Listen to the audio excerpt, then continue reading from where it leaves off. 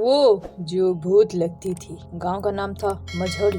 गांव के आखिरी छोर पर एक घर था जिसे लोग भूत वाला मकान कहते थे। ना कोई वहां टिकता था, ना कोई रात में उस रास्ते से गुजरता। घर पुराना था, छत की लकड़ियां सड़ चुकी थी, दीवारों पे नमी से काले धब्बे फैल चुके थे और सबसे अजीब बात, हर रात ठीक 2:17 पर घर से पायल की आवाज आती थी, छन छन, जैसे कोई औरत धीरे धीरे चल रही हो। राघव शहर में नौकरी करता था। माँ बाप के गुजर जाने के बाद उसे गांव लौटना पड़ा। जब उसने बताया कि वो उसी घर में रहेगा तो गांव में सन्नाटा छा गया। पागल हो गया है क्या? वहाँ तो मत जा बेटा। राघव मुस्कुरा दिया। उसे भूत वूत पर भरोसा नहीं था। पहली रात सब सामान्य रहा, दूसरी रात ठंडी हवा चली, तीसरी रात पायल की आवाज। 2:17 राघव की नींद टूट गई। छन छन आवाज ठीक उसके कमरे के बाहर से आ रही थी। राघव ने दरवाजा खोला, बरामदा खाली, लेकिन दीवार पर एक लंबा साया हिल रहा था। ऐसा लगा जैसे कोई झुकी हुई औरत दीवार से चिपकी हो। कौन है? राघव की आवाज कांप गई। साया धीरे धीरे गायब हो गया। अगले दिन राघव ने चाय की दुकान पर सुना, उस घर में एक लड़की मरी थी, अपने ही घर वालों ने मार डाला। अब उसकी आत्मा भटकती है।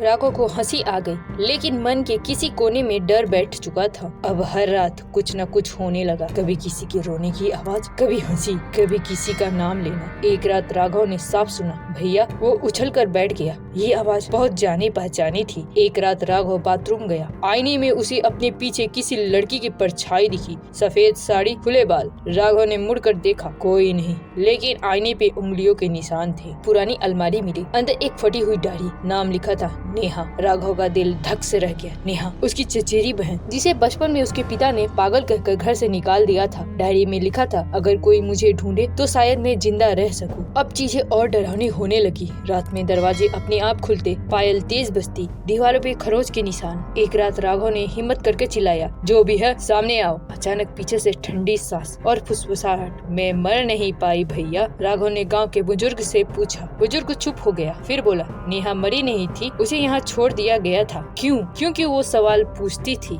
और सच बोलती थी। उस रात राघव ने तय किया, आज सब खत्म करेगा। 2:17 AM पायल बजी। राघव सीढ़ियों से नीचे गया और वहाँ एक लड़की सफेद साड़ी में कांपती हुई खड़ी थी, आंखों में डर, चेहरे पे दर्द। नेहा। राघव की आवाज भर गई। लड़की फुट फुट कर रो पड़ी। वो कोई भूत नहीं थी, वो नेहा थी। सालों से इसी घर में छुप कर रह रही थी। रात में डर पैदा करती थी ताकि कोई पास न आए, क्योंकि इंसानों से उसे भूतों से ज्यादा डर लगता था। राघव ने उसे गले लगा लिया। सुबह दोनों गांव छोड़ गए। आज भी गांव वाले कहते हैं भूत चला गया, लेकिन सच ये है, भूत कभी था ही नहीं। वो एक लड़की थी जिसे अपनों ने जिंदा रहते भूत बना दिया था।